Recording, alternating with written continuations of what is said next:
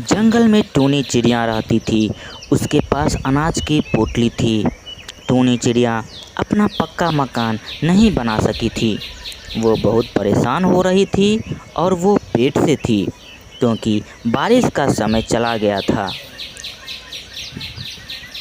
बारिश का मौसम भी अब ख़त्म हो गया है।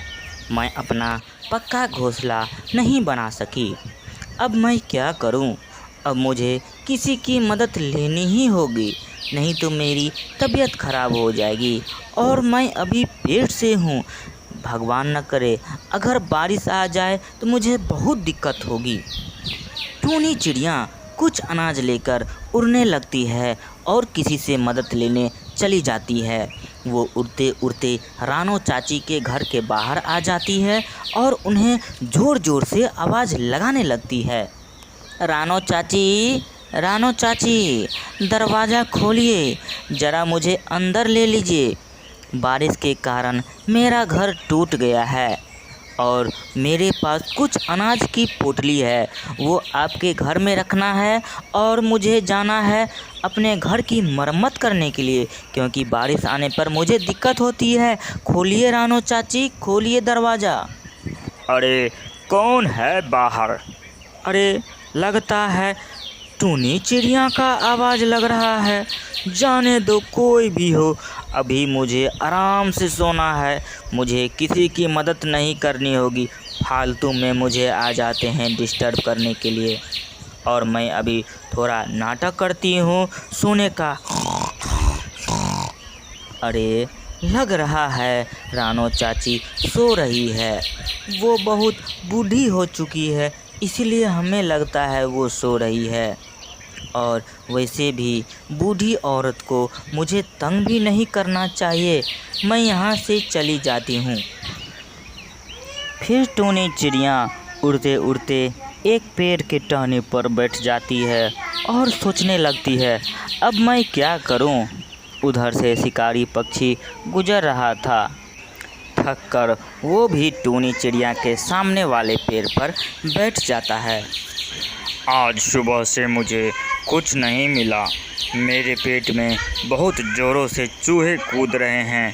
काश मुझे कोई पक्षी मिल जाए तो मैं उस पर गरम गरम मसाले डालकर खाऊंगा और उसे एकदम चाव से खाऊंगा। फिर शिकारी पक्षी को सामने वाले पेड़ पर टूनी चिड़िया दिखाई दी। वो उड़ते उड़ते टूनी चिड़िया के पास आ जाता है और टूनी चिड़िया घबराते हुए बोलती है, अरे अरे अरे, कौन हो तुम? यहाँ क्यों आए हो मेरे पास? तुम तो शिकारी पक्षी हो ना? अरे ना ना ना, डरो मत, मैं तुम्हें कुछ नहीं करूँगा। मैं शिकारी नहीं हूँ, मेरा नाम है शिकारी पक्षी। मैं किसी को नहीं खाता हूँ। मैं तो तुम्हें परेशान देखा तो आ गया हूँ। क्या बात है, तुम इतनी परेशान क्यों लग रही हो? टूनी चिड़िया सोच में पड़ जाती है, ये तो शिकारी पक्षी है। अगर मैं अभी इसके सामने भागूंगी तो मुझे ये पकड़कर मार देगा और मेरा अनाज तो खाएगा ही, मुझे मार डालेगा। इसके सामने से चतुराई से काम लेना पड़ेगा। अरे शिकारी पक्षी, मैं नहीं डर रही हूँ।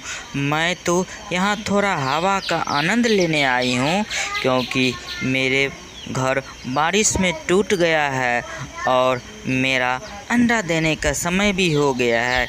इसलिए मैं हवा में बैठकर सोच रही थी कि तुम आ गए और मेरे पास जो कुछ अनाज हैं वो मैं साथ लेकर आया हूँ इस पेड़ की टहनी पर बैठने।